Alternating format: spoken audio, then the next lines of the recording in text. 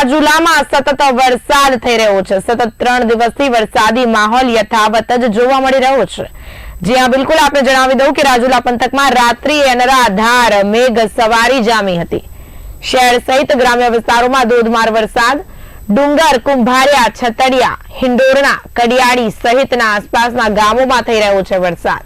તો વરસાદી નાળા સહિત પાણી રોડ પર વહેતા થયા છે। વરસાદને પગલે ખેડૂતોના પાકને નુકસાનની ભીતિ સેવાઈ રહી છે।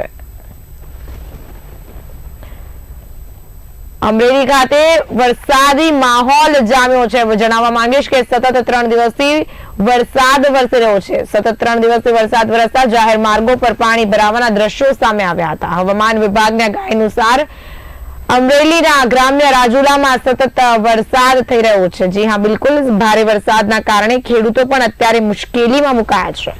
રાજુલા પંથકમાં રાત્રિ દરમિયાન જોવા મળી હતી અનરાધાર મેઘાની સવારી।